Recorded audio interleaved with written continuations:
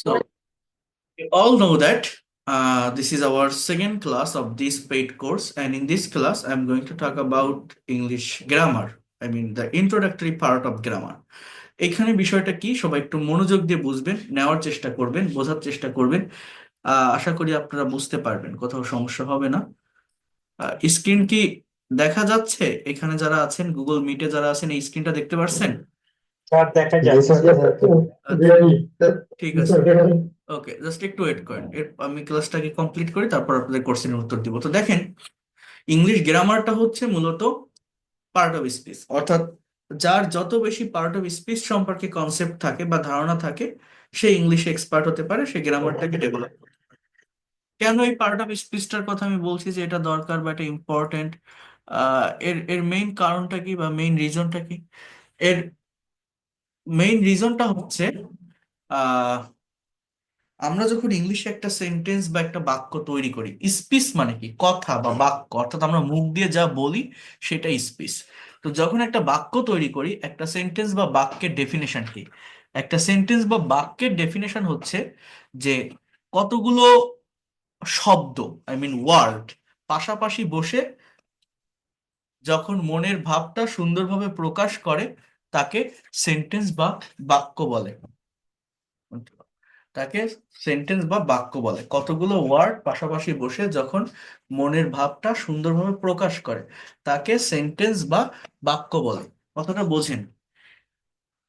এখন আমরা যখন একটা বাক্য তৈরি করি, বাক্যের ভিতরে যে শব্দগুলো, যে ওয়ার্ডগুলো আমরা ইউজ করি বা বসাই, এই প্রত্যেকটা ওয়ার্ডের একটা পার্টিকুলার নাম থাকে। প্রত্যেকটা ওয়ার্ডের একটা নাম থাকে, এবং এই নামগুলো মূলত 8 প্রকার পার্ট অফ স্পিচ থেকে আসে। ইংলিশ ল্যাঙ্গুয়েজে টোটাল পার্ট অফ স্পিচ হচ্ছে 8 প্রকার। আপনি যখন একটা বাক্য তৈরি করবেন, সেই বাক্যের ভিতরে যে শব্দগুলো, প্রত্যেকটা শব্দের একটা নাম আছে, ওই নামগুলো ওই 8 প্রকার পার্ট অফ স্পিচ থেকে আসে। দেখেন, পার্ট অর্থ অংশ, এবং স্পিচ অর্থ বাক্য বা কথা। সুতরাং বাক্যে ব্যবহার অনুযায়ী অর্থবোধক বিভিন্ন শ্রেণীর বা প্রকারের শব্দগুলোকে মূলত পার্ট অফ স্পিচ বলে। Just try to understand here. এখন এই যে পার্ট অফ স্পিচের কথা আমি আপনাদেরকে বলছি, এখানে একটা বাক্য আছে, great. Here you can see, great Mina is the only brilliant girl with highest score in the class. এই যে বাক্যটা আপনারা এখানে দেখছেন, এই বাক্যের ভিতরে এই গ্রেট একটা ইন্টারজেকশন, এই মিনা এটা একটা নাউন, এই ইজ এটা একটা ভার্ব, এই দা এটা একটা অ্যাজেক্টিভ, এই অনলি এটা একটা অ্যাডভার্ব, ব্রিলিয়ান্ট এটা একটা অ্যাজেক্টিভ, গার্ল এটা একটা নাউন, উইথ এটা একটা প্রেপোজিশন, হাইয়েস্ট এটা একটা অ্যাজেক্টিভ, স্কোর এটা একটা নাউন, ইন এটা প্রেপোজিশন, দা এটা অ্যাজেক্টিভ, ক্লাস এটা নাউন। এই যে প্রত্যেকটা ওয়ার্ডের নাম বললাম না, এই নাম বলাটা, নাম আইডেন্টিফাই করাটা আপনার শিখতে হবে। এটা শিখতে পারলে কি হবে? আপনি বুঝতে পারবেন যে একটা সেন্টেন্সে একটা ওয়ার্ডের সাথে আরেকটা ওয়ার্ড কিভাবে কানেক্টেড হচ্ছে, এবং একটা সেন্টেন্স বা বাক্যের অ্যাকচুয়াল মিনিংটা কি। একদম, আমরা অনেকেই আছি, মনে করেন এই যে বড় একটা বাক্য, এই বড় বাক্যটার আপনি অর্থ বুঝতে পারছেন না। এখন এই অর্থ বুঝতে না পারার মেইন রিজন কি? প্রধান কারণ কি হয়? যে আমার হয়তো ভোকাবুলারি সম্পর্কে ভালো কনসেপ্ট নেই, তাই আমি অর্থ বুঝতে পারি না। কিন্তু এখানে ভোকাবুলারিটা মেইন না, ভোকাবুলারিটার থেকেও বেশি ইম্পর্টেন্ট এই পার্ট অফ স্পিচকে আইডেন্টিফাই করা। কেন জানেন? মনে করেন 15 লাইনের, 15টা ওয়ার্ডের একটা বাক্য, বা এই একটা বাক্য, এই বাক্যের আপনি 3-4টা ওয়ার্ডের মিনিং জানেন না, এই জন্য আপনি কি করলেন? আপনি অর্থ বের করতে পারছেন না। এখন আপনি মনে করেন 4টা ওয়ার্ডের মিনিং জানলেন, স্কোর মানে কি এটা জানলেন, ক্লাস মানে কি এটা জানলেন, হাইয়েস্ট মানে কি এটা জানলেন। জানার পরেও কি আপনি এই সম্পূর্ণ বাক্যটার actual thought, actual sense, actual টাইমটা আইডেন্টিফাই করতে পারবেন, বুঝতে পারবেন? আপনারা নিজে ভাবেন, এইখানে যেটা আছে এই বাক্যটাই দেখেন, বলছে যে great Mina is the only brilliant girl with highest score in the class. এই যে বাক্যটা আপনি দেখছেন, এইটাই আমি যদি আপনাদের বলি যে এখানে তো এমন কোনো শব্দ নেই যেটার বাংলা অর্থ আপনি জানেন না, কিন্তু এই বাক্যটা আপনি ইংলিশে মানে বাংলায় ট্রান্সলেট করেন, তো এই বাক্যটা, এই সম্পূর্ণ বাক্যটার বাংলা কি হবে বলতে পারেন আপনি?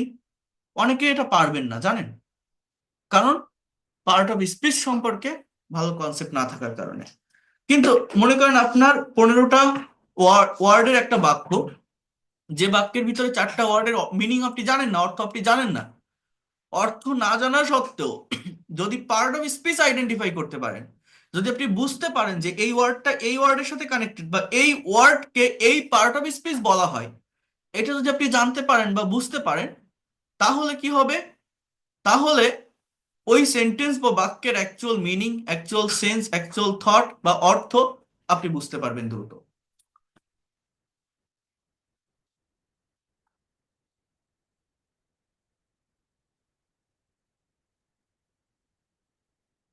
এটা হচ্ছে মেইন বিষয়। এখন এই পার্ট অফ স্পিচের কথা এত কেন বলছি? আমরা অনেকে মুখস্থ করি যে এই ওয়ার্ডগুলো এই পার্ট অফ স্পিচ, কিন্তু এগুলো হচ্ছে মুখস্থ করার বিষয় না। এই পার্ট অফ স্পিচ চেঞ্জ হয়। যেমন দেখেন, the part of speech are 8 in number in English: noun, pronoun, adjective, verb, adverb, preposition, conjunction, interjection. এখন আমরা অনেকেই বলি যে এই শব্দগুলো নাউন। নাউন মানে কি? কোনো কিছুর নামকে নাউন বলে। প্রোনাউন মানে কি? নাউন, নামের পরিবর্তে যে ওয়ার্ড বসে তাকে প্রোনাউন বলে। অ্যাজেক্টিভ কি? নাউন বা প্রোনাউনকে যে ওয়ার্ড মডিফাই করে বা বিশেষায়িত করে তাকে অ্যাজেক্টিভ বলে। ভার্ব কি? যেটা কাজ করা বোঝায়, সাবজেক্টের পরে বসে, ক্রিয়া সম্পাদন করে, ভার্ব। অ্যাডভার্ব কি? যেটা ভার্বকে মডিফাই করে, ভার্বকে বাড়িয়ে বলে। প্রেপোজিশন কি? এমন কোনো শব্দ যা নাউন বা প্রোনাউনের পূর্বে বসে। কনজাংশন কি? আলাদা দুইটা ক্লজ, সেন্টেন্স বা কি বলবো, ওয়ার্ডকে কানেক্ট করে, জোড়া লাগায় এই ওয়ার্ড গুলো দিয়ে। And or but the word. Interjection কি? এটা বাইরের একটা পার্ট, অর্থাৎ এক্সক্লামেশন, একটা সিম্বল থাকে, আবেগ, অনুভূতি, উৎসাহ প্রকাশ করতে আমার এটা ব্যবহৃত হয় বা বসে থাকে। হ্যাঁ, এখন বোঝার চেষ্টা করেন, এগুলো জাস্ট পার্ট অফ স্পিচের একটা ডেফিনেশন, কিন্তু আমি যেটা বলতে চাচ্ছি সেটা হচ্ছে অনেকে এটা মুখস্থ করে যে এই ওয়ার্ডগুলো এই পার্ট অফ স্পিচ। ইভেন আপনি ভালো একটা ভোকাবুলারি বই পড়তে যান, যারা ভোকাবুলারি পড়ে দেখবেন পার্ট অফ স্পিচ ধরে ধরে আমরা ভোকাবুলারি পড়ি, এবং প্রত্যেকটা বইতেও এটা থাকে যে একটা ওয়ার্ড থাকলো ছোট্ট করে ব্র্যাকেটে থাকে, এটা ভার্ব, এটা নাউন, এটা অ্যাডজেক্টিভ, এটা অ্যাডভার্ব। কেন থাকে? কারণ আমাকে এটা আইডেন্টিফাই করা শিখতে হয়, বুঝতে হয়। কিন্তু আমি কি বলছি, যে এই পার্ট অফ স্পিচ গুলো পরিবর্তনশীল, এই পরিবর্তনটা আমাদেরকে বুঝতে হবে। আমরা এটা আমি আপনাদের একদিন দেখানোর চেষ্টা করেছিলাম। সেটা হচ্ছে, মনে করেন আমি যদি এরকম একটা বাক্য বলি, একটা ওয়ার্ড বলি, ওয়াক। এই ওয়াক মানে আমরা জানি হচ্ছে হাঁটা। ওয়াক মানে কি? এই শব্দটার বাংলা অর্থ কি? হাঁটা। এবং এটা আমি যদি আপনাকে বলি যে বলেন তো এই যে ওয়াক শব্দটা লিখলাম, এটা এখানে কোন part of speech?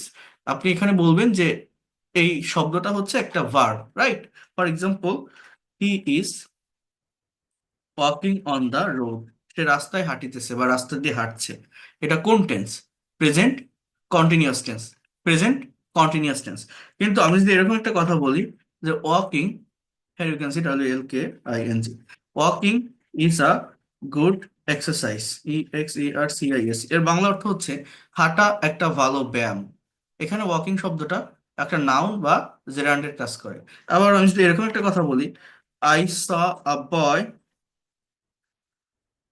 Walking on the road. আমি একটা ছেলেকে রাস্তায় হাঁটতে দেখেছিলাম। এইখানে এই ওয়াকিংটা একটা ভার্বের প্রেজেন্ট পার্টিসিপল ফর্ম, মূলত অ্যাডজেক্টিভের কাজ করে। তাহলে এই ওয়াকিংটা হচ্ছে আমার ভার্ব, এটা অ্যাকশন দিচ্ছে, কাজ করা বোঝাচ্ছে। এই ওয়াকিংটা হচ্ছে আমার নাউন, সাবজেক্টের স্থানে আছে, স্থির অবস্থায় আছে। আবার একই শব্দ, একই স্পেলিং, এই ওয়াকিংটা হচ্ছে আমার একটা অ্যাডজেক্টিভ। এই ওয়াকিংটাকে আমি কি বলছি? অ্যাডজেক্টিভ বলছি। তাহলে এবার একটু আপনারা মনোযোগ দিয়ে বোঝেন বা নেওয়ার চেষ্টা করেন বা দেখার চেষ্টা করেন।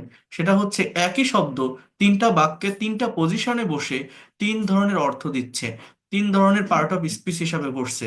এই যে পার্ট অফ স্পিচের পরিবর্তনটা, এইটা আমাকে বুঝতে হবে। এটা যদি আপনি বুঝতে পারি, তাহলে একটা বাক্যের actual function, actual formation, actual গঠন বুঝতে পারবো। আর যখন সেটা বুঝতে পারবো, তখন কোনো প্যাসেজ পড়লে সেটার অ্যাকচুয়াল মিনিং বের করতে পারবো, বা ফ্রি হ্যান্ড রাইটিং বলেন বা স্পিকিং বলেন, সেটাও ভালোভাবে করতে পারবো। এই পার্ট অফ স্পিচ হচ্ছে ইংরেজি ভাষা বা ইংলিশ ল্যাঙ্গুয়েজের একটা ফাউন্ডেশন বা ভিত্তি। এটা সম্পর্কে যদি আমাদের ক্লিয়ার কনসেপ্ট না থাকে, এই ল্যাঙ্গুয়েজটা আমাদের কাছে অস্পষ্ট থেকে যাবে। এজন্য এটা ভালোভাবে শিখতে হবে। আমি যদি বলি দিস ইজ আ ম্যাঙ্গো, এটা একটা আম। এই ম্যাঙ্গো শব্দটা as a part of speech একটা নাউন। কিন্তু আমি যদি বলি this is a mango tree, এর বাংলা অর্থ হচ্ছে এটা একটা আম গাছ। This is a mango tree, এটা একটা আম গাছ। এই যে বাক্যটা আমি লিখলাম, this is a mango tree, এইখানে এটা একটা আম গাছ, এই জায়গাটাতে ট্রিটা হচ্ছে নাউন এবং ম্যাঙ্গোটা অ্যাডজেক্টিভ হয়ে যায়। তাহলে একই ওয়ার্ড, আগের বাক্যে নাউন ছিল বাট পরের বাক্যে সেটা হয়ে গেছে আমাদের কি, অ্যাজেক্টিভ। এই বিষয়টা আপনাদের কিন্তু একটু মনোযোগ দিয়ে বুঝতে হবে, এটা না বুঝলে হবে না। কোনটা? এই যে পার্ট অফ স্পিচ পরিবর্তনশীল। যেমন আমি আপনাদের ক্লাস নিচ্ছি, আমি আপনার টিচার। আমি যখন আমার ইউনিভার্সিটিতে ক্লাস করতাম আমি তাদের স্টুডেন্ট ছিলাম। আমি যখন আমার বাবার সামনে গিয়ে দাঁড়াই আমি তার ছেলে। আমি যখন আমার অফিসে যাই আমি তাদের বস। তো এই যে আমি একটা মানুষ বিভিন্ন পজিশনে গিয়ে চেঞ্জ হয়ে যাচ্ছি, এই পার্ট অফ স্পিচ গুলো পজিশন অনুযায়ী চেঞ্জ হয়। অর্থাৎ এগুলো ডেফিনেশন এবং অবস্থানের উপর ডিপেন্ড করেই নামকরণ করা হয় যে এই ওয়ার্ড এই পার্ট অফ স্পিচ। তো আমি প্রত্যেকটা ক্লাসে দুটো করে পার্ট অফ স্পিচ শেষ করব, কম্পেয়ার করে করতে হয়। যেমন নাউন আর প্রোনাউন একসাথে কানেক্টেড, অ্যাডজেক্টিভ অ্যান্ড অ্যাডভার্ব একসাথে কানেক্টেড। হ্যাঁ, দেন ভার্বটাকে আলাদাভাবে একদিন দেখাবো, প্রেপোজিশনকেও আলাদা করে একদিনে দেখাবো, আর কনজাংশন ইন্টারজেকশন একসাথে কানেক্টেড। তো নাউন প্রোনাউন কনজাংশন ইন্টারজেকশন, আরেকটা হচ্ছে অ্যাডজেক্টিভ অ্যাডভার্ব, এই গেল আমার তিনটা ক্লাস। আরেকটা ক্লাস হচ্ছে প্রেপোজিশন, আরেকটা ক্লাস হচ্ছে ভার্ব, পাঁচটা ক্লাস। অর্থাৎ আজকে নাউন প্রোনাউন মনে করেন শেষ হয়ে যাচ্ছে। তো পাঁচটা ক্লাস যদি আপনি কমপ্লিট করতে পারেন, অর্থাৎ সম্পূর্ণ পার্ট অফ স্পিচের উপর যদি একটা ভালো কনসেপ্ট আপনার চলে আসে, এই গ্রামার নিয়ে আর কোনো ধরনের সমস্যা ফেস করতে হবে না। যে গ্রামারই আসুক আপনি বুঝতে পারবেন, এবং ইংলিশ ল্যাঙ্গুয়েজের একটা ফাউন্ডেশন বা ভিত্তি সম্পর্কে আপনার ভালো একটা কনসেপ্ট বা ধারণা এসে যাবে। আর এটা নিতে পারলে স্পোকেন ইংলিশ অনেক ইজি লাগবে, পানির মতো সহজ হয়ে যাবে। ওই ক্লাসগুলো অনেক আনন্দের সাথে প্লেজারের সাথে করতে পারবেন। স্পিকিং কঠিন কিছু না, কিন্তু গ্রামার ক্লাসগুলো একটু হয়তো হার্ড লাগতে পারে, একটু কঠিন মনে হতে পারে, যেহেতু গ্রামার সবাই এটা নিতে চায় না, সবার ব্রেনে ক্যাচ করে না। তারপরেও যতটা পারা যায় আমি সহজে বোঝানোর চেষ্টা করব, আপনারা নেওয়ার চেষ্টা করবেন। আপনার যে সব কিছু মুখস্থ করতে হবে, সব নোট করতে হবে এরকম না, জাস্ট বিষয়গুলোকে দেখবেন, বিষয়গুলোর সঙ্গে পরিচিত হবেন, ফ্যামিলিয়ার হবেন, চিনে রাখবেন। আমরা অনেকে এগুলো নামই জানি না, অনেক কিছু চিনিই না, জাস্ট একটু চিনে রাখেন, একটু পরিচিত হন। ভুলে যান সমস্যা নেই, বাট পরে আমি স্মরণ করাই দিলে যেন মনে পড়ে যে না এরকম একটা টপিক ছিল বা নাম শুনছিলাম, এটা এইভাবে হয়। এতটুকু মনে রাখতে পারলেও হবে। আমার যে নোট করতে হবে মুখস্থ করতে হবে এগুলো এরকম না। তো আমি শুরু করি আজকে নাউন এবং প্রোনাউন, দেখি কতদূর পারি। আগে নাউনটা কাভার করার চেষ্টা করি যতদূর পারি, তারপর প্রোনাউন দেখাবো। আহ, যারা শুধুমাত্র স্পোকেন ইংলিশ ডেভেলপ করতে চান, জাস্ট বিষয়গুলো চিনে রাখেন, পরিচিত হন। আপনাদের মূলত এই জায়গাটা থেকে কি করতে হবে সেটা আমি পরে বলবো। আর যারা গ্রামার ডেভেলপ করতে চান, যারা বিসিএস ব্যাংক জব অ্যাডমিশন দিবেন বা গ্রামারটা ভালোভাবে দরকার, তারা মনোযোগ দিয়ে ক্লাসটা দেখবেন, ইন ডিটেলসে দেখার চেষ্টা করবেন। ঠিক আছে? তো আমি শুরু করতেছি। একটা কথা তার আগে বলে রাখি, আপনাদের আমি বলছিলাম অন্যান্য প্রি ক্লাসে বলছিলাম, যারা পেড কোর্সে আসছেন তাদেরকেও আমি বলছি যে ইংলিশে যে কোনো একটা সেন্টেন্স বা বাক্য তৈরি করতে গেলে আমাদের পার্টিকুলার একটা স্ট্রাকচার মেনটেন করতে হয়। সেই স্ট্রাকচারটা কি? First of all we need a subject.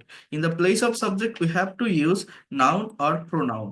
আমাদের সাবজেক্টের জায়গায় নাউন অথবা প্রোনাউন বসাতে হয়। সাবজেক্টের পরে প্রত্যেকটা সেন্টেন্স বা বাক্য তৈরি করতে গেলে আমাদের ভার্বের ব্যবহার করতে হয়, ভার্ব। সাবজেক্ট আর ভার্ব বসানোর পর এক্সটেনশন, এই এক্সটেনশনের জায়গাটাতে আমাদের অবজেক্ট অথবা কমপ্লিমেন্ট কমপ্লিমেন্ট কমপ্লিমেন্ট অথবা অথবা অ্যাডভার্বিয়াল বসে। লাল দাগ হয় কেন? হ্যাঁ, এবার ঠিক আছে। অথবা অ্যাডভার্বিয়ালস বসে। এই যে একটা স্ট্রাকচার আমি লিখলাম, মূলত এই স্ট্রাকচারটার উপর ডিপেন্ড করে আমাদের একটা ইংলিশ সেন্টেন্স বা ইংরেজি বাক্য তৈরি হয়। বোঝার চেষ্টা করবেন, এই স্ট্রাকচারটা এটার উপর ডিপেন্ড করে যে কোনো একটা ইংরেজি বাক্য তৈরি হয়। আমার এই গ্রামাটিক্যাল ক্লাসগুলোতে মূলত আমি এই স্ট্রাকচারটাকে নিয়ে ইন ডিটেলসে কথা বলবো। আপনি ইমাজিন করতে পারবেন না, এই যে স্ট্রাকচারটা দেখালাম না, শুধুমাত্র এইটার উপরে 1 মাস ধরে ক্লাস নেওয়া যায়। শুধু এইটা যদি আমি ভেঙে ভেঙে বলি, শুধুমাত্র এই স্ট্রাকচারটাকে যদি আমি অ্যানালাইসিস করি, 1 মাস ক্লাস নিতে পারি। এইটাই ইংলিশ ল্যাঙ্গুয়েজ, আর কিছু না। কেমন দেখবেন? এবং এইটা যে ভালোভাবে বুঝতে পারবে এই স্ট্রাকচারটাই, সে ইংলিশে ফ্লুয়েন্টলি কথা বলতে পারবে, এক্সপার্টলি কথা বলতে পারবে, দক্ষতার সাথে কথা বলতে পারবে। তো আজকে আমি এখান থেকে জাস্ট এই নাউন প্রোনাউন নিয়ে কথা বলবো। নাউন প্রোনাউনটা কি? নাম অথবা সর্বনাম। অর্থাৎ একটা কথা যখন বলা হয়, একটা কাজ যখন করা হয়, কেউ তো একজন করে, কেউ তো একজন বলে। তো সাবজেক্টের শুরুতেই নাউন বা প্রোনাউন বসে। নাউন মানে কি? রহিম, করিম, জসিম, কোনো ব্যক্তির নাম, বস্তুর নাম। আর প্রোনাউন মানে নামের পরিবর্তে আই, উই, ইউ। কিন্তু এদের ভিতরে অনেক ফাংশন আছে, অনেক ক্লাসিফিকেশন আছে, সেটা একটু দেখতে হবে। তো সবাই একটু মনোযোগ দেন, আমি শুরু করি। সবাই কি বুঝতে পারছেন এতক্ষণ কি বললাম? বোঝা যায় কথাগুলো? হ্যাঁ স্যার, বোঝা যায়। আচ্ছা। আর এই যারা জুমে জয়েন করছেন কয়েকজন, সাত সাত আট জনের মতো জুমে জয়েন করছেন, মিটে জয়েন করার চেষ্টা করবেন, গুগল মিটে, ওইটা ভালো হবে। আচ্ছা, তাহলে দেখেন, first of all I am going to talk about noun. Here you can see, এটা কি দেখেন?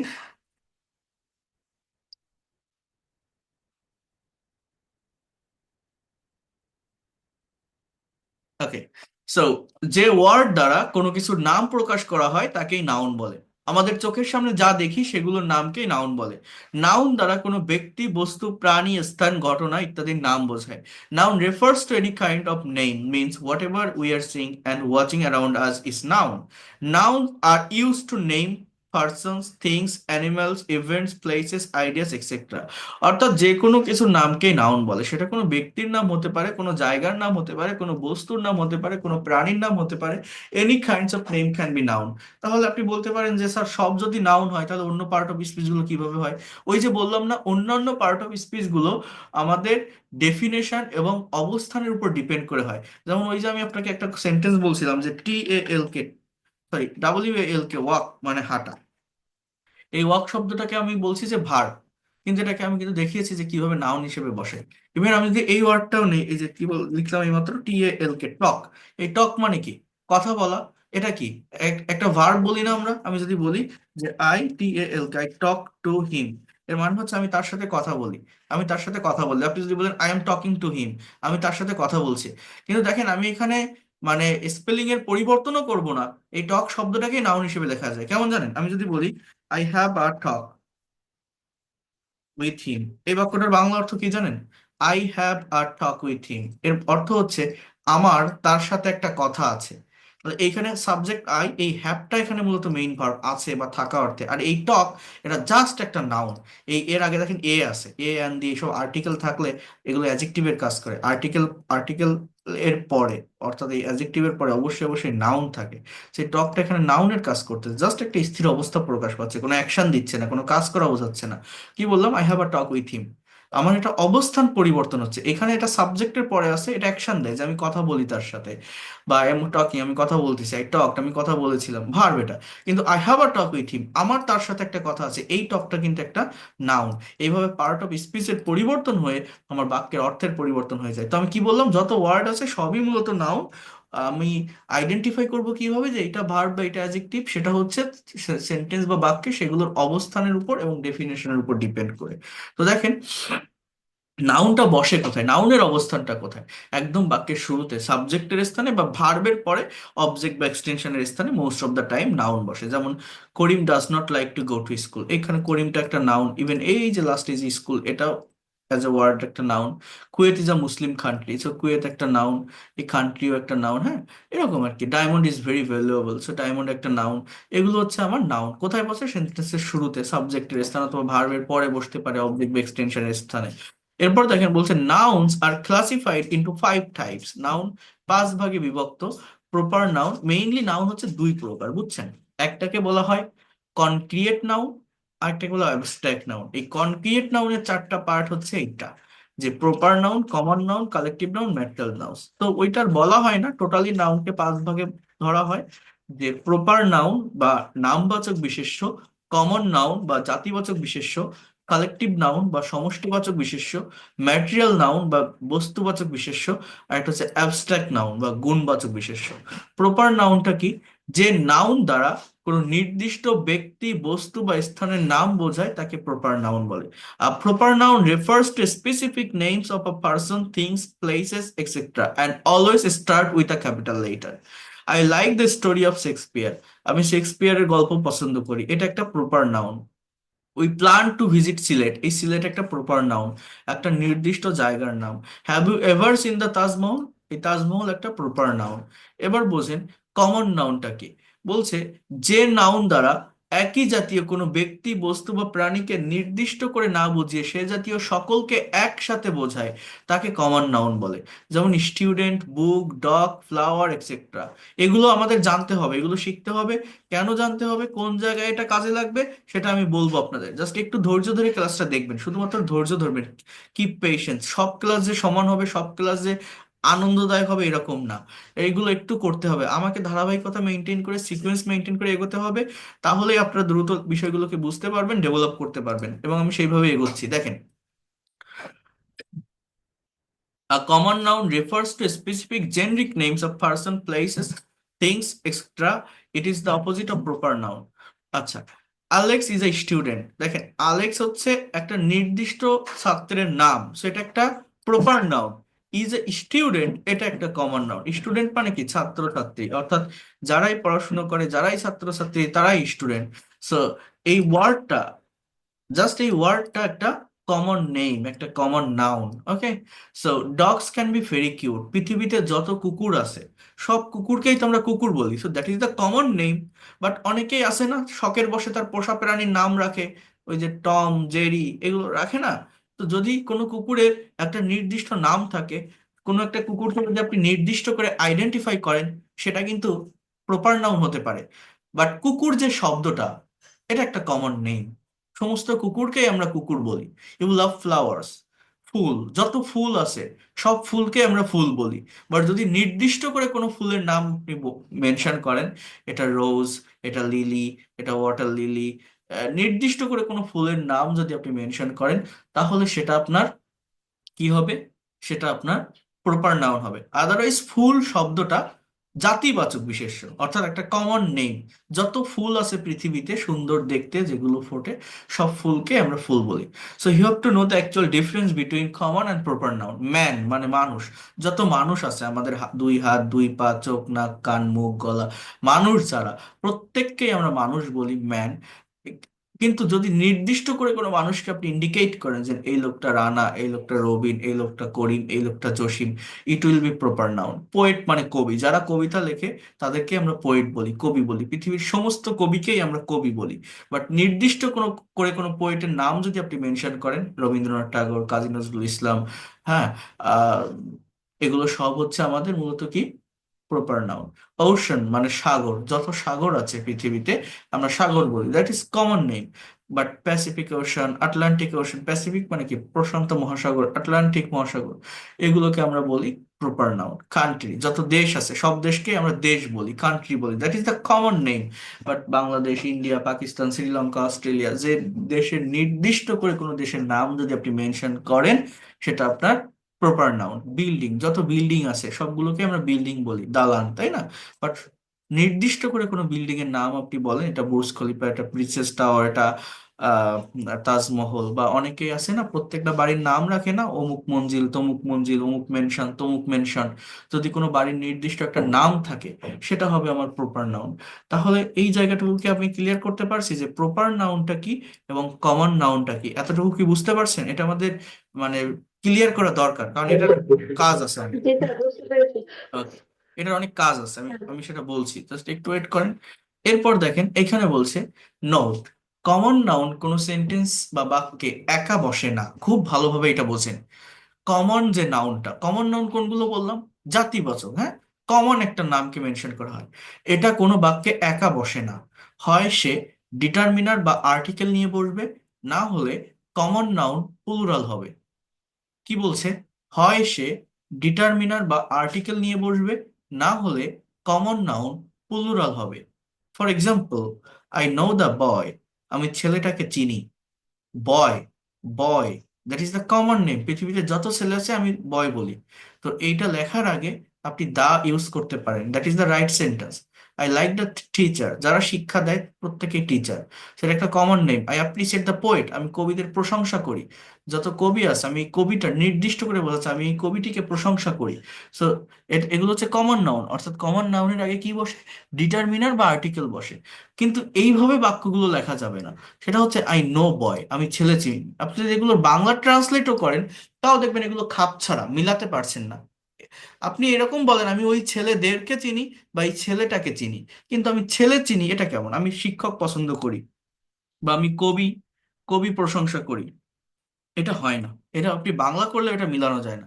আপনি জাস্ট এটা বলেন আমি কবিদেরকে প্রশংসা করি বা এই কবিটার প্রশংসা করি, এ বা দি ব্যবহার করেন, অথবা আপনি এটার সাথে এস যুক্ত করেন। অর্থাৎ এইভাবে বাক্যগুলো আপনি লিখতে পারেন যে আই লাইক বয়েজ, আমি ছেলেদেরকে পছন্দ করি। আই লাইক টিচার্স, আমি শিক্ষকদেরকে পছন্দ করি। বা I like I know boys, আমি ছেলেদেরকে চিনি। আই লাইক টিচার্স, আমি শিক্ষকদেরকে পছন্দ করি। আই অ্যাপ্রিসিয়েট পোয়েটস, আমি কবিদেরকে প্রশংসা করি। তাহলে এই ফাংশনটা একটু বোঝেন, এটা কিন্তু গ্রামাটিক্যাল একটা বড় মিস্টেক, এটা অনেকেই জানে না।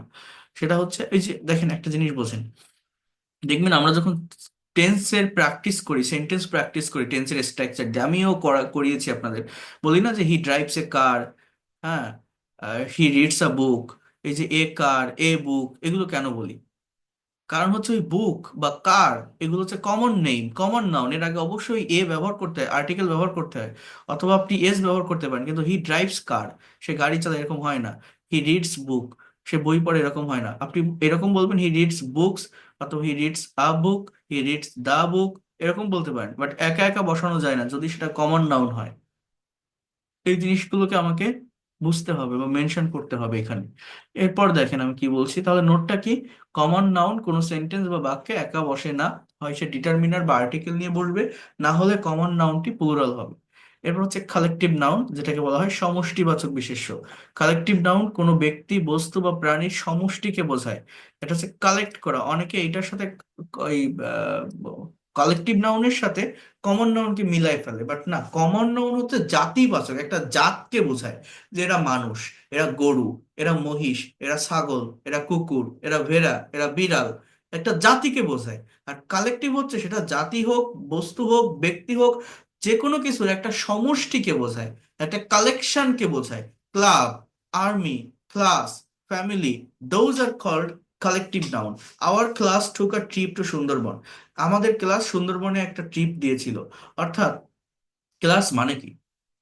কতগুলো ছাত্রছাত্রী এক জায়গায় মিলায়ে এক জায়গায় হয়ে একটা ক্লাস তৈরি হয়। আর্মি মানে কি?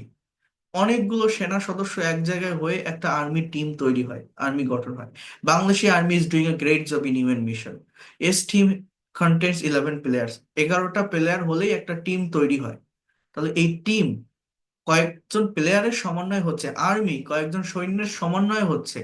অর্থাৎ সমষ্টি, organization, any kinds of society can be collective noun, where you will collect some people, you will collect some things.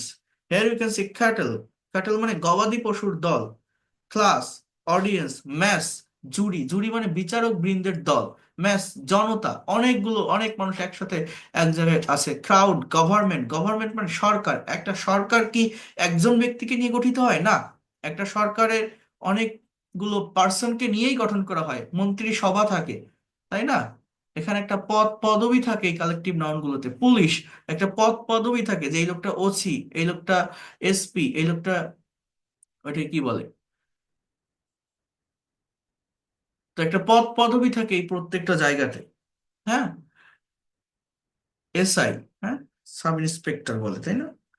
তো যে কথাটা আমি আপনাদেরকে বলছি সেটা হচ্ছে যে কালেকটিভ নাউনটা মূলত কালেকশনের মাধ্যমে হয়। কালেকশন মানে সমষ্টি, সেটা কোনো ব্যক্তির সমষ্টি হতে পারে, কোনো বস্তুর সমষ্টি হতে পারে, যে কোনো কিছুর একটা group.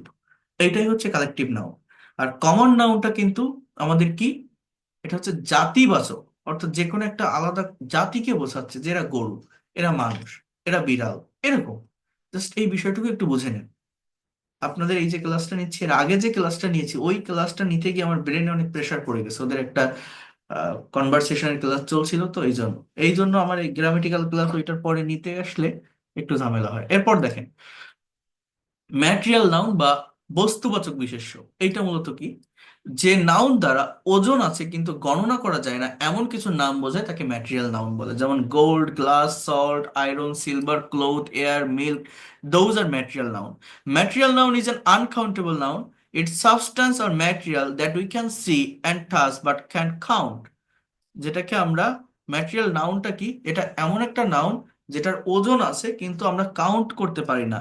We can not count it, আমরা গণনা করতে পারি না। হ্যাঁ,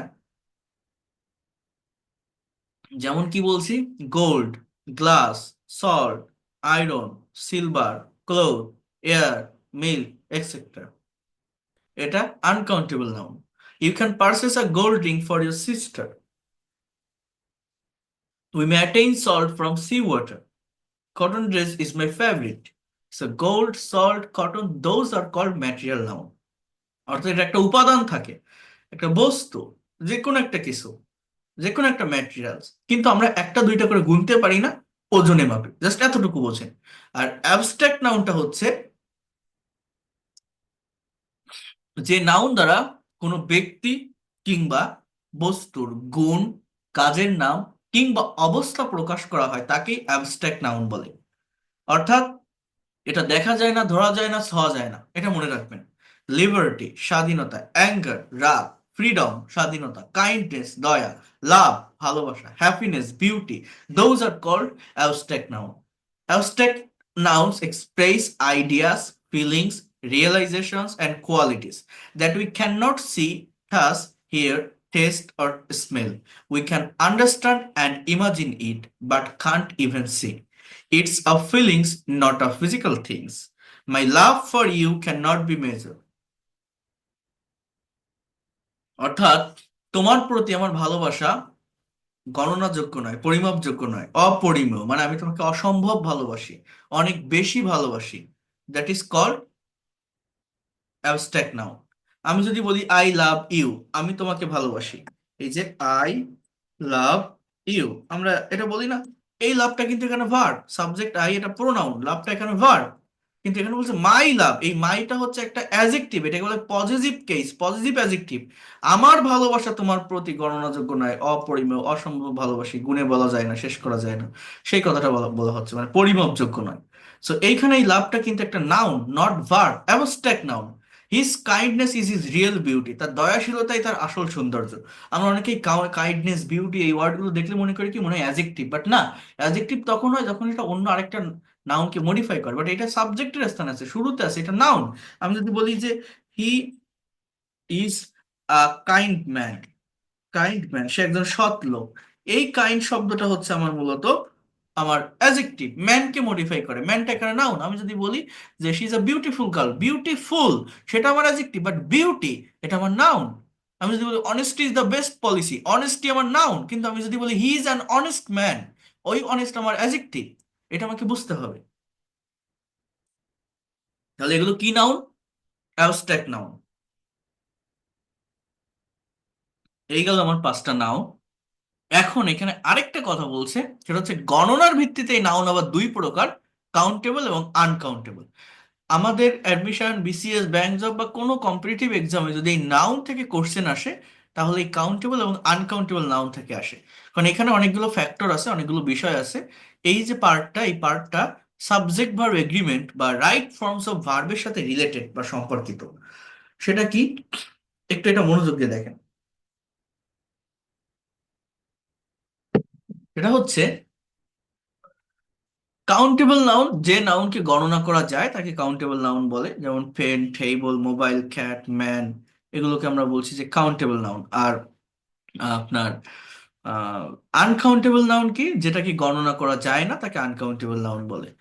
so water, hair, sugar, information, advice, courage, patience, news, scenery, music, leisure, soap, those are called uncountable noun. এই আনকাউন্টেবল নাউন মূলত কোনগুলো, এইটা আমরা অনেকে ধরতে পারি না, আইডেন্টিফাই করতে পারি না। যেমন দেখেন, এখানে একটা কথা বলছে আবার যে আনকাউন্টেবল নাউনকে বিশেষ ফ্রেজ ব্যবহার করে কাউন্টেবল করা যায়। যেমন advice, you can say a piece of advice, তখন এটা কাউন্টেবল হয়ে যায়। Soap, a bar of soap, soap মানে সাবান, আমরা যে সাবানটা ব্যবহার করি না, গায়ে মাখা সাবান, এটাকে বার অফ সোপ বলে, সাবানের খণ্ড। কিন্তু সাবান কিন্তু লিকুইডও হতে পারে, লিকুইড সাবান আছে না, হতে পারে, so it is uncountable noun. Furniture, এটা একটা আনকাউন্টেবল নাউন, এটা অনেকে বোঝে না। আ পিস অফ ফার্নিচার, হ্যাঁ। A bar of soap, a piece of bread, bread মানে রুটি, এটা হুইট থেকে আসে, গম থেকে। তো গম, চাল, ধান, এগুলো সব আনকাউন্টেবল, ওজনে মাপা হয়, গণনা করা যায় না। বাট ওইখান থেকে যখন একটা প্রোডাক্ট তৈরি হচ্ছে এক পিস রুটি, so that is called countable. A piece of bread, এটা হচ্ছে ফ্রেজ ব্যবহার করে হচ্ছে। নিউজ, এটা একটা uncountable noun. A piece of news, এটা কাউন্টেবল হয়ে যাচ্ছে। মেইনলি 8 টাইপস অফ নাউন আর আনকাউন্টেবল। মূলত ইংলিশ ল্যাঙ্গুয়েজে এই 8 ধরনের নাউনগুলো আনকাউন্টেবল। একটা হচ্ছে লিকুইড জাতীয় যে জিনিসপত্রগুলো আছে, water, milk, oil, those are uncountable noun. Abstract ideas, advice, motivation, information, decision, হ্যাঁ, those are called uncountable noun. Powder and grains, মানে এই যে গুঁড়া শস্য যেগুলো, রাইস, স্যান্ড, হুইট অর্থাৎ চাল, এই যে স্যান্ড মানে বালি, বালু যেটাকে বলা হয়, গম, এগুলো সব হচ্ছে আনকাউন্টেবল নাউন। মানুষের সাথে সম্পর্কিত, মানুষের যে মাথার চুল, এই চুলটা কিন্তু একটা আনকাউন্টেবল নাউন। আর একটা হচ্ছে ফার্নিচার, আসবাবপত্র। এই যে কথাটা, ফার্নিচার্স কখনো বলা যায় না, অনেকগুলো আসবাবপত্র থাকলেও ফার্নিচার, এটা একটা uncountable noun. Natural phenomena, sunshine, snow, rain, weather, হ্যাঁ, those are called uncountable noun. Then state of being, sleep, stress, childhood, those are uncountable noun. Feelings, anger, happiness, enthusiasm, আগ্রহ যেটাকে বলা হয়, gas, oxygen, air, those are uncountable noun.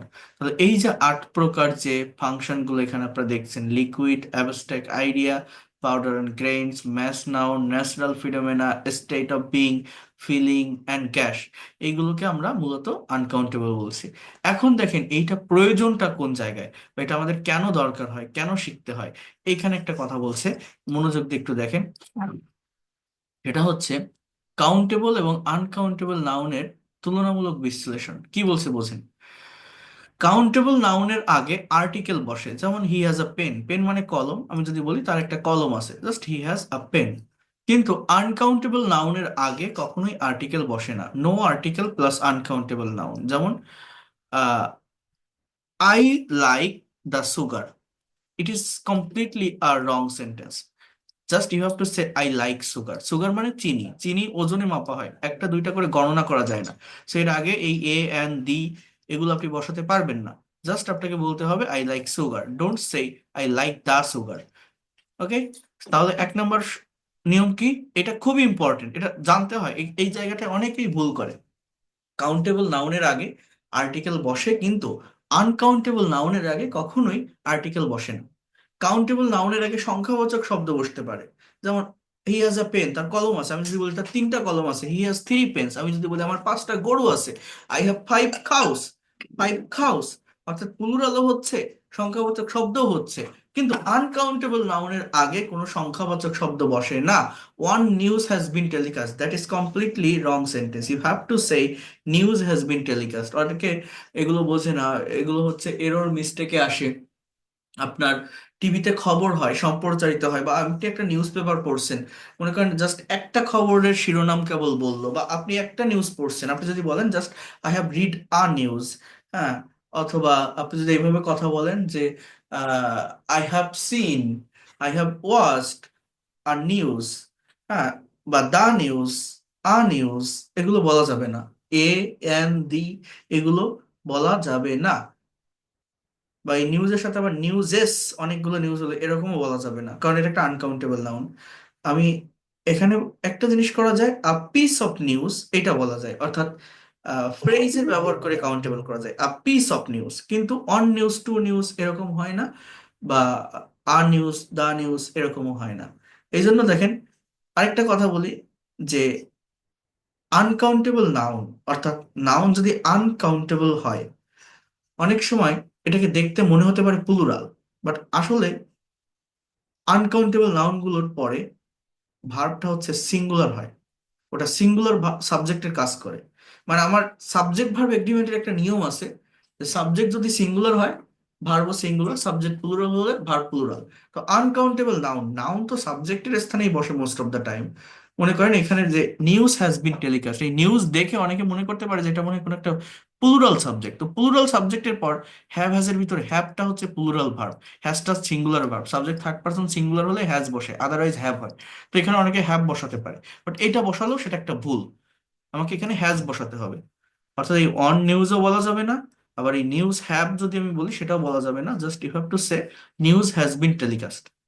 এখানে এই বিষয়গুলো জানা অনেক দরকার, অনেক গুরুত্বপূর্ণ। কাউন্টেবল নাউনকে সিঙ্গুলার থেকে প্লুরাল করা যায়, যেমন আই হ্যাভ টু পেন্স, আপনি এখানে বলছেন আই হ্যাভ আ পেন। আবার এখানে বলছেন আমার দুইটা কলম আছে, আই হ্যাভ টু পেন্স। কিন্তু কখনো কোনো আনকাউন্টেবল নাউনকে সিঙ্গুলার থেকে প্লুরাল করা যায় না। ফার্নিচার মানে আসবাবপত্র, মনে রাখবেন এটা অনেকেই জানে না, এটা একটা আনকাউন্টেবল নাউন। আপনি যদি বলেন আমার আসবাবপত্র দরকার, সেটা অনেকগুলো হতে পারে, but you can not say that I need furnitures, childrens, এরকম বলা যায় না। Just you have to say I need furniture, I need furniture, not furnitures, S use করা যাবে না। অর্থাৎ আনকাউন্টেবল নাউনকে প্লুরাল করা যাবে না। কাউন্টেবল নাউনের পর ভার্ব সিঙ্গুলার এবং প্লুরাল উভয় হতে পারে, অর্থাৎ সাবজেক্ট প্লুরাল হলে ভার্ব প্লুরাল, সাবজেক্ট সিঙ্গুলার হলে ভার্ব সিঙ্গুলার। যেমন boys are crazy to have it, ছেলেরা এটা পেয়ে পাগল। Boys boys are crazy to have it, ছেলেরা এটা পেয়ে পাগল। একটা হচ্ছে আ বয় ইজ কামিং, একটা ছেলে আসছে। এখানে সাবজেক্টটা সিঙ্গুলার, এজন্য ভার্ব সিঙ্গুলার হচ্ছে। এখানে সাবজেক্টটা প্লুরাল, এজন্য ভার্বটা প্লুরাল হচ্ছে। কিন্তু এইখানে দেখেন, information have been provided. Information এটা একটা অ্যাবস্ট্রাক্ট আইডিয়া, অর্থাৎ এটা একটা আনকাউন্টেবল নাউন। এটা সিঙ্গুলার সাবজেক্টের কাজ করে। এরপরে কখনোই হ্যাভ হবে না, হ্যাভ একটা প্লুরাল ভার্ব, এর একটা রং সেন্টেন্স। আপনাকে বলতে হবে information has been provided, not have. তাহলে আনকাউন্টেবল নাউনের পর ভার্ব সিঙ্গুলার হয়। এই নাউনগুলো অনেক সময় দেখতে প্লুরাল মনে হলেও মূলত সিঙ্গুলার সাবজেক্টের কাজ করে। তাহলে আমি এখানে চারটা পয়েন্ট বললাম এই নাউনটা নিয়ে। সেটা হচ্ছে আনকাউন্টেবল নাউনের আগে কোনো কোনো আর্টিকেল বসবে না। আনকাউন্টেবল নাউন এর আগে কোনো সংখ্যাবাচক শব্দ বসবে না। আনকাউন্টেবল নাউনকে কখনোই প্লুরাল করা যায় না। আনকাউন্টেবল নাউন যদি সাবজেক্টের স্থানে থাকে, তারপরে যে ভার্ব সেটা অলওয়েজ সিঙ্গুলার ভার্ব হয়। আবারও বলে রাখি, কাউন্টেবল নাউন নিয়ে কোনো কিছু ভাবা লাগবে না, এটা যে কোনো কিছু হতে পারে, এর মতো এটা হয়ে যায়। কিন্তু সাব আনকাউন্টেবল নাউন যদি আপনি আইডেন্টিফাই করতে পারেন কোন একটা বাক্য থেকে, যদি আপনার মনে হয় যে এটা আনকাউন্টেবল নাউন, তাহলে কি বললাম, আনকাউন্টেবল নাউন এর আগে কোনো ধরনের আর্টিকেল বসানো যাবে না। আনকাউন্টেবল নাউন কোনটা, যেটা গণনা করা যায় না, কোনো আর্টিকেল বসানো যাবে না। আনকাউন্টেবল নাউনের আগে আমার সংখ্যাবাচক শব্দ বসবে না। আর্টিকেল, ডিটারমিনার, ডিটারমিনার বসতে পারে, আর্টিকেল বসতে পারে, যদি সেটা নির্দিষ্ট করে বোঝায়, বা ওই যে বললাম না, ফ্রেজের ব্যবহার যদি আপনি করতে পারেন। যেমন ওয়াটার, এটা একটা আনকাউন্টেবল নাউন। আপনি যদি বলেন যে দ্য বোতল অফ ওয়াটার, বোতল অফ ওয়াটার, এক বোতল পানি, বা এই বোতল, এই এই পানির বোতল, সো বোতল অফ ওয়াটার, এটা কিন্তু একটা কাউন্টেবল নাউন হয়ে গেছে। তখন তখন এখানে আপনি ইউজ করতে পারেন। বাট একটা র ওয়ার্ড, আনকাউন্টেবল একটা নাউন, এটার সঙ্গে আপনি কিসের ব্যবহার করতে পারবেন না, আর্টিকেলের। আনকাউন্টেবল নাউনের আগে আর্টিকেল বসবে না। আনকাউন্টেবল নাউনের আগে সংখ্যাবাচক শব্দ বসবে না। আনকাউন্টেবল নাউনকে কখনো প্লুরাল করা যাবে না। আনকাউন্টেবল নাউনকে কখনো প্লুরাল করা যাবে না। আরেকটা কথা বলছি কি, আনকাউন্টেবল নাউন যদি সাবজেক্টের স্থানে থাকে, তারপরে যে ভার্বটা থাকবে সেটা অলওয়েজ কি হবে, অলওয়েজ সিঙ্গুলার ভার্ব হবে। আনকাউন্টেবল নাউনের পর কখনো প্লুরাল ভার্ব বসবে না। যদি আপনারা এই চারটা বিষয় যদি ব্রেনে রাখতে পারেন, তাহলে আজকের এই ক্লাসটা আপনার জন্য সার্থক। কারণ এই চারটা বিষয় মূলত এই নাউনের এই জায়গাটা থেকে কোনো কোশ্চেন আসলে, বা সাবজেক্ট ভার্ব এগ্রিমেন্ট যখন করতে হয়, রাইট ফর্মস অফ ভার্ব যখন সলভ করতে হয়, এই চারটা বিষয়কে মাথায় রেখে করতে পারলে ওই জায়গাটা থেকেও অনেক বেশি ইমপ্রুভমেন্ট পাওয়া যায়, অনেক বেশি কনসেপ্ট বা ধারণা পাওয়া যায়। এই হচ্ছে নাউনের ইন ডিটেলস যে ফাংশন বা যে বিষয়টা আপনাদেরকে আমি বললাম। গ্রামাটিক্যাল ক্লাস, আমি আবারও বলছি, একটু হার্ড মনে হতে পারে, একটু কঠিন মনে হতে পারে, বাট এগুলো যদি একটু কনসেপ্ট নেন, একটু আইডিয়া নেন, একটু এগুলো সম্পর্কে ধারণা নেন। আমি যখন স্পিকিং এর ক্লাস নিব, আমি তো ফ্রি ক্লাসে দেখিয়েছি স্পিকিং এর ক্লাসগুলো কিভাবে হয়, কিভাবে করিয়ে থাকে, আর সেগুলো আপনাদের এই পেইড কোর্সে আরো ডিটেলসে হবে। তো গ্রামারের এই ফাংশনগুলো যদি বুঝতে পারেন, ভিত্তিটা যদি মজবুত করতে পারেন, তাহলে ওগুলো অনেক সহজ হয়ে যাবে আপনার জন্য। হ্যাঁ, তাহলে এখানে আপনার দুইটা বিষয়, আজকে যে টপিকটা আমি দেখালাম, দুইটা বিষয়ের উপর ফোকাস করবেন। একটা হচ্ছে ওই প্রথমে দেখিয়েছিলাম, কারো মনে আছে কিনা, যে কমন নাউন কোনো বাক্যে একা বসে না, হয় সে ডিটারমিনার বা আর্টিকেল নিয়ে বসে, এই যে, না হলে কমন নাউনটা প্লুরাল হয়।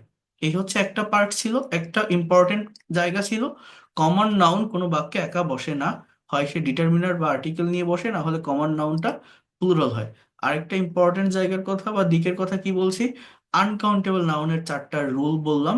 যে আনকাউন্টেবল নাউন এর আগে আর্টিকেল বসবে না, এর আগে সংখ্যাবাচক শব্দ বসবে না, এটাকে কখনো প্লুরাল করা যায় না, এটার পরে যে ভার্ব সেটা অলওয়েজ সিঙ্গুলার ভার্ব হবে, কখনো প্লুরাল ভার্ব বসবে না।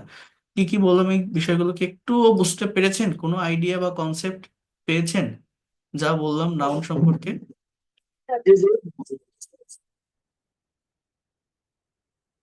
বুঝতে পারছেন? জি স্যার, বোঝা গেছে। আচ্ছা, যতটুকু আমার ক্লাস সবাই, বাট কয়েকটা গ্রামার হবে, একটু ধৈর্য ধরে টাইম মেনটেন করে করেন। দেখবেন এটা আপনাদের পরবর্তী ক্লাসগুলোর জন্য অনেক ভালো হবে। আপনি একটা ভিত্তি মজবুত করতে পারবেন, একটা কনসেপ্ট আপনি নিতে পারলে। আমি বলছি না আপনি এগুলো সব নোট করেন, সব মুখস্থ করেন। যাদের গ্রামার বেশি শেখা দরকার, আমি তো ডিটেলসে পড়ালাম, আপনারা সেটা শিখতে পারেন, আমি ফাইল পাঠিয়ে দিব, পিডিএফ ফাইল, রেকর্ডেড ক্লাস দিব। বাট যাদের গ্রামার দরকার না, অত দরকার নেই এগুলোর উপর ফোকাস করা। জাস্ট যেটা পড়ালাম বিষয়গুলোকে জেনে রাখেন, চিনে রাখেন, তাহলেই হবে, আর কিছু করতে হবে না। বাদ বাকি বিষয়গুলো আমি দেখবো। আর এখন আমি আর প্রোনাউন দেখাবো না, প্রোনাউন দেখাতে গেলে সেটা অনেক বড় একটা চ্যাপ্টার, টাইম লেগে যাবে। নেক্সট ক্লাসে প্রোনাউন করাবো। আমরা যতটুকু পড়বো ততটুকু যেন নিতে পারি, কারণ আমার এখানে অনেকেই আজকে জয়েন করছেন। তো গত ক্লাসটা ডিউ পড়ে গেছে অনেকের, অনেকে টাং টুইস্টার গুলো প্র্যাকটিস করতে পারেননি। আপনাদের পরবর্তী ক্লাস হচ্ছে আগামী পরশু দিন রাত 9:30টায় আমি শুরু করব। তার আগে আপনাদের রুটিন দিয়ে দিব, এই ক্লাসের রেকর্ড পিডিএফ ফাইল দিয়ে দিব। গত ক্লাসে যারা রেকর্ড পিডিএফ ফাইল পাননি আমি পাঠিয়ে দিব। আরেকটা বিষয় হচ্ছে কনভারসেশন গ্রুপে আমি রিকোয়েস্ট দিয়ে রাখতে বলছিলাম আপনাদের, 2টা গ্রুপ করে দিছি। ওইখানে আমি ওইগুলো অ্যাপ্রুভ করে নিব, ওইখানে আপনারা টাং টুইস্টার গুলো প্র্যাকটিস করবেন। এবং ওইখানে আরো কিছু প্র্যাকটিস সেশন আমি দিব, যেহেতু গতকালের ক্লাসটা কমপ্লিটলি আমি সে পড়াগুলো নিতে পারিনি, পড়াগুলো নেব, ডিউ আছে, তো ওগুলো কমপ্লিট করতে হবে আমার। এই জন্য আজকে এতটুকুই থাকবে। সবাই এগুলো একটু দেখবেন, চর্চা করবেন। আর নেক্সট ক্লাসে আমি বাদ বাকি বিষয়গুলো বলবো। So that's all for today. ভালো থাকেন।